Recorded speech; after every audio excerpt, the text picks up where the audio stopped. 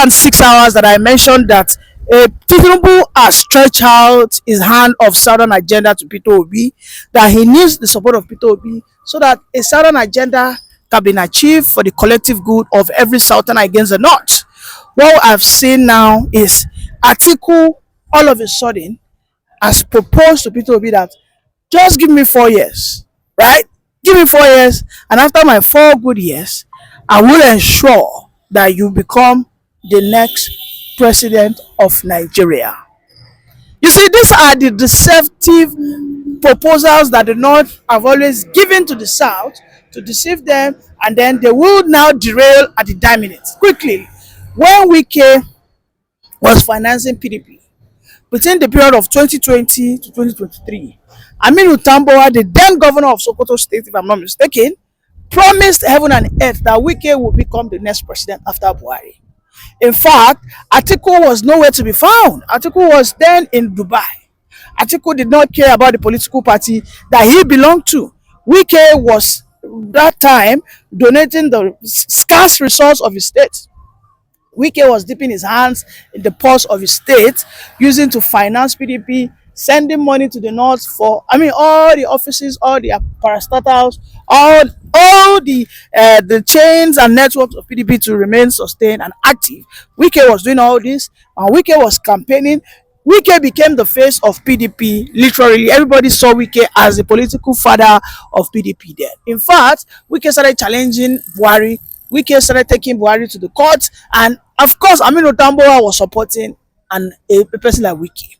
But lo and behold, when it came to the time of presidential election, first Atiku showed up. Atiku was asked, Oga, it is the turn of the South. Atiku said, nobody has, they didn't zone it, and for as long as they did not zone it, I will participate. Then Wike asked him, Oga, if they did not zone it, doesn't your moral judgment, your moral consciousness, does it not prick you to know that, okay, let me lay low, let me allow a Peter Obi and Wike, allow us to go and run for the primaries? Atiku said, no, Mbano. There is no law of the land that guarantees that another Northerner cannot be the next president as a predecessor after a Northerner finishes. They asked Atiku again, Oga, but a Fulani man just completed. Let the Igbo man and the Ikwere man, let them talk it out. But when Peter Obi saw this, Peter Obi said, let me move. And then Peter Obi moved. But Wike still remained. Wike, looking at what he has invested in PDP and thinking that he has an Aminu Tambowa as his closest ally from the North, who has high level of delegates, and he knows that he has funded Aminu Tambowa, right? They might probably have even gone into an oath. So on that night of primaries, Wike, who was so confident that he was going to win, all of a sudden, Aminu Tambowa stepped in and said, no. I am not for Wike. I am for Atiku Abubakar. And Wike had the biggest heartbreak of his life. He saw the Northern Fulani deceptions played out real life. He couldn't believe his eyes. He almost had a stroke, right? And we saw Atiku winning that primaries, and of course, he went to that election. Now, today, fast forward, because 2027 is coming, okay? They are bringing this juicy offer to Peter Obi. It is not juicy to me, but it might look juicy to Peter Obi. They are telling Peter Obi, you, Melo, Jira. Let me just do 4 years now. I'll do 4 years. At that time, I cannot do 8 years. You will enthrone. I will ensure that you succeed me. So you two will go there and do maybe 4 years. You're not supposed to do 8 years, but I will split it. You will go and do the 4 years. Don't worry. This is what an Atiku is offering a Peter Obi. And I know he's doing this because he's seeing that Tinubu is already scoping Peter Obi already. Telling him that, listen, yes, you might want to believe if an Atiku can have you as a VP. But this will not bring a realization to the Southern liberation. The division in the south, has it been there? Yes. Has the Yorubas been guilty of dividing the south? Yes. Have the Igbos sometime in the past also been guilty of dividing the south? Of course, yes. We know both sides of the southern part of Nigeria, we have both been guilty, right? We've all had our hands dirty. And who has always been the beneficiary whenever the south is divided? It is the north.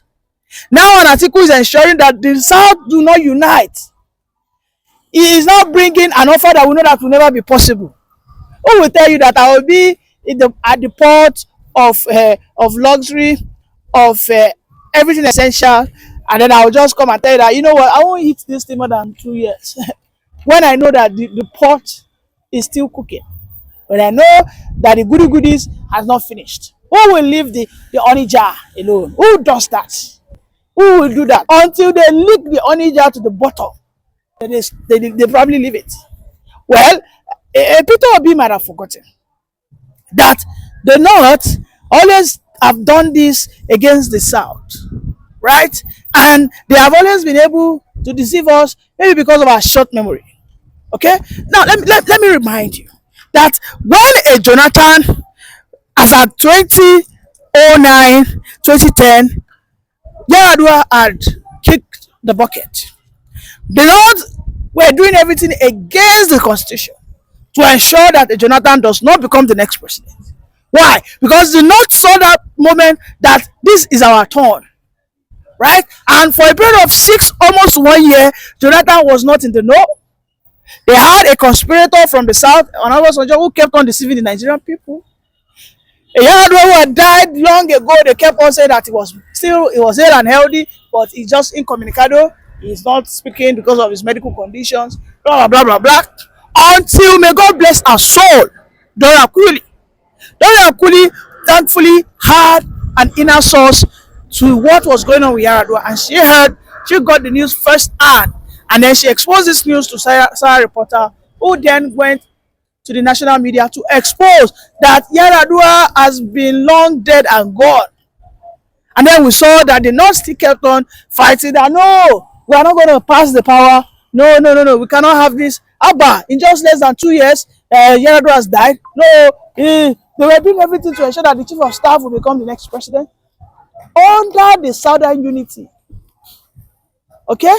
Led by this same Tinubu. Because it was the same Tinubu that ensured that Jonathan became the president within that period of 2009 and 2010. The Tinubu that all of us today we do not like. I don't like. See, Tinubu economically is not working well. Tinubu, when you talk about the economy of Nigeria, the economic prosperity, or when you talk about corruption allegation, Oga, he fool for anybody. But there's one thing I know about Tinubu. He is so much of a person who wants to divide the northern hegemony. You see, when you look at the antecedent of Tinubu, he has always been against the Fulani oligarchs, their power and their excesses in the Nigerian as a nation. Tinubu wants to ensure that the South also have an equal say on the table of power sharing. That is who he is. Every other thing bad, yeah, he might have it. But one thing I have come to understand, I've even analyzed his characteristics, his person. This is a man who has learned bigotry, and the Fulanis can only be forced with bigotry because this is who they are. They will always put themselves first. You know, I talked about Aminu Taboa, how Aminu betrayed betrayed Wike in the dying seconds. Wike he almost got to the Rubicon, and then Aminu Taboa just did what? Pulled the chair off his leg down, cut out. Who are you? You this ordinary Igbo man. He just, my brother. And when Aminu Taboa was asked, why did you betray Wike? I said, well, I didn't betray him, it is politics. Our interest is not aligned. And moreover, our northern leaders, the likes of IBB, the likes of Sultan, they spoke with me, and I felt the need to concur. So I decided to do that. Well, Wike has to move on. So this is what they will do to Peter Obi.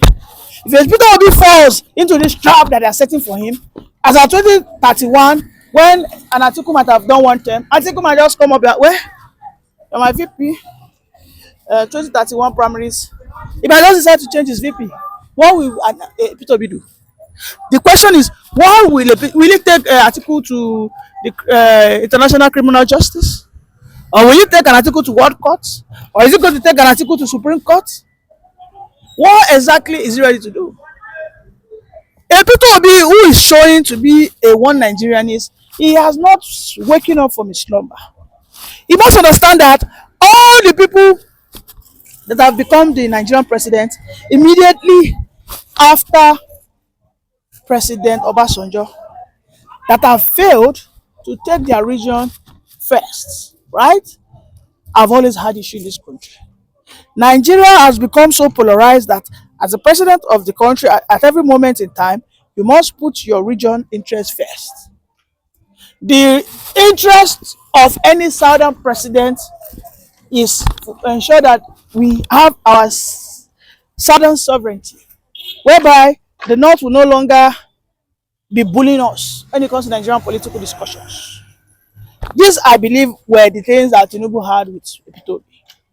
But if an Obi goes into that unholy negotiation with Atiku, can Peter Obi tell an Atiku that, well, or maybe when the time comes that Obi now wants to go, you know, the North will give him some terms and conditions. Like, okay, you know what, this is something that we've never done before, and you know that the Igbos are not to be trusted, but however, we'll let you go because our father Atiku has agreed.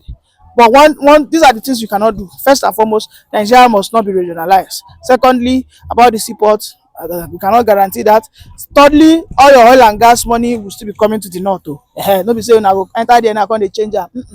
The tax reform bill, all these things will have to, the status quo will remain. About our education, the north will always have the lower cutoff mark. Agreed? Can Obi go against those terms? So if an Obi cannot go against those terms, so why will he think that he can trust an Atiku who has come out to promise him that I only want to do 4 years, and after my 4 years, you will now complete the remaining 4 years, right? Why does he think it's going to work? You see, for me, I think the best negotiation Obi has at this moment, of course, is to begin to take the southeast and the southern region as a collective interest first. He must begin to do that.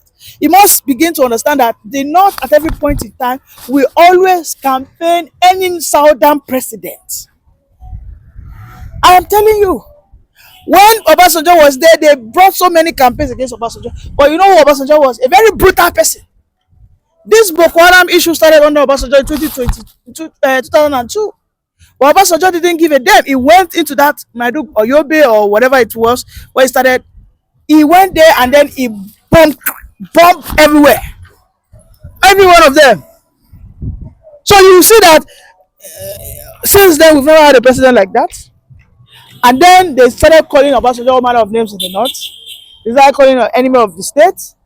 They started calling him a tyrant. You know, we know how Atiku single-handedly did so many things to ensure that an Obasanjo did not achieve some reforms. Yes, we know how Atiku did everything to ensure that Obasanjo did not achieve some reforms. I repeat. So if Obi thinks that, well, when I become the president in 2027, which I hope he does, I mean, not in 2027, 2031, which I hope he does, but it will be a stooge of the North. Everything Obi wants to achieve, I believe he can achieve it if he sincerely thinks in a broader view that let us have the southern agenda. This will make him even an icon for the southerner people.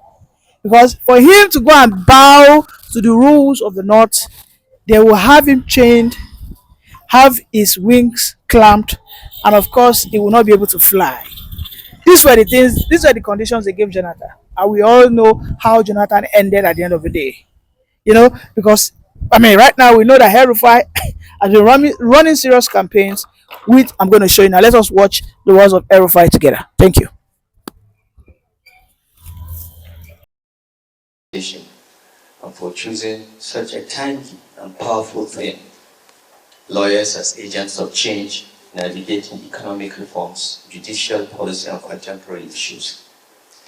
In Alakama and Bello and another, 1998 Supreme Court reports, the Supreme Court of Nigeria emphasized the importance of adapting legal principles to societal changes, holding that, and I quote, the law must be dynamic and responsive to the needs of the society it serves. As you know, the Supreme Court is not just the final court of our land, but public policy court. This pronouncement by the West-led Supreme Court, even if made or bitter, is a policy directive to all Nigerian lawyers in the bar and on the bench to champion the interpretation, evolution, and amendment of our laws to enable our society to make social and economic progress. As legal practitioners, you must have surely recognized this. The theme of this keynote, therefore, calls for much thoughtful consideration, not only as professionals within a legal tradition, but as citizens of a nation in transition, even as it is challenged literally from all corners. I'll not talk about our nation being at another crossroads. My lords, distinguished ladies and gentlemen, every nation faces several crossroads, but there is always one amongst them that Nobel laureates Daron Acemoglu and James Robinson, the authors of Why Nations Fail, referred to as a critical juncture due to its historical, social, and economic significance. It is my humble opinion that the last critical juncture our nation experienced, and in my view squandered, was in 2007, when Nigeria was largely free of any foreign debt, had more than $40 billion as net, not gross foreign reserves, and nearly $30 billion in the excess crude account. Our nation was ready to take off, to attain its manifest destiny of being the leading African nation and the pride of the black race. Tragically, President Obasanjo's hand-picked successors were unable to manage what was bequeathed to them, and it has mostly been downhill since then. We are now indebted. Our excess crude account is down to a few $100,000. Our foreign reserves down to net of about $20 billion. It's tough. We are not in a good place. I believe that Nigeria is once again at another critical inflection point in its history, as we struggle, beset by economic turbulence, social upheaval, and institutionalized distrust, particularly between the government and the governed. The challenge before us is to consider the enduring role of the legal profession in building a society governed by law, reason, and reform-minded leadership. Amidst economic recalibration on a path marked by subsidy removals, exchange rate unification, and fiscal adjustments, Nigerians are being asked once again to endure hardship in the promise of long-term gain. But as any seasoned reformer knows, the impetus for economic reform and transformation is rooted in politics. And as we all know, politics without trust can be perceived as mere chicanery. Therefore, for reform to succeed, there must be trust between the reformer and the people. In parallel, our judiciary, meant to be the bedrock of fairness and order, is under intense scrutiny.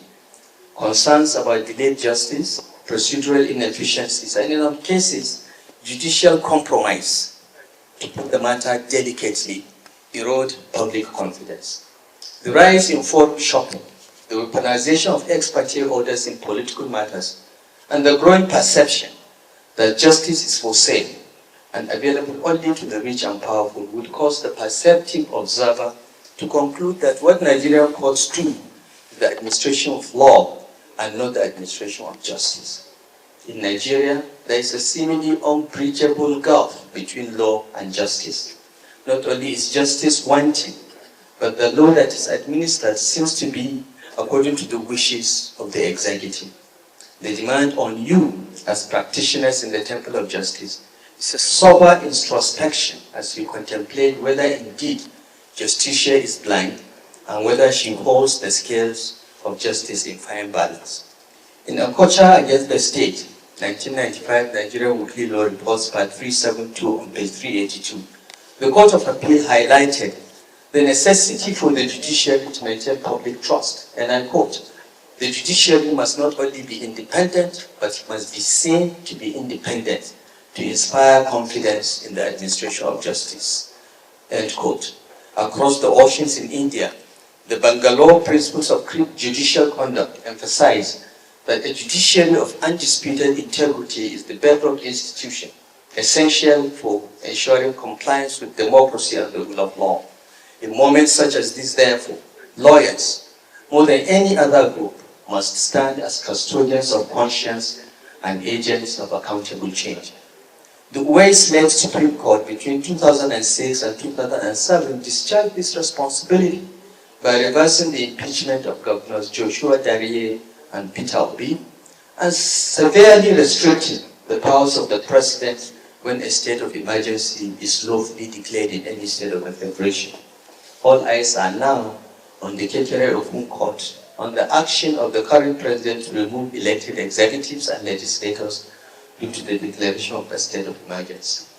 Many informed Nigerians are also curious to know whether 2/3 of all the members of the National Assembly, as required by the Constitution, can be decided without a division and physical count, but through voice votes, as the Akpabio and Abbas-led chambers did with such arrogant disregard for common sense. When people think of economic reform, ladies and gentlemen, they often think of economists and technocrats.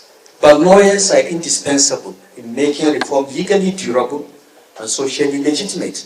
Let me give 3 examples.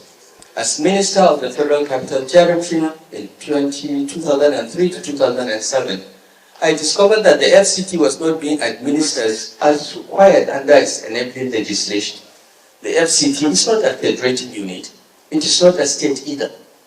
Rather, it is a territory established by the Constitution under the Federal Capital Territory Act, which is quite explicit and crystal clear about how it is to be lawfully administered. The FCT's administrative and development needs are placed by that act in the hands of the Federal Capital Development Authority. But before my tenure, over the years, the bureaucrats of the federal government had set up a ministry of the Federal Capital Territory to mirror the functions of the FCDA, supervise it as a parastatal and often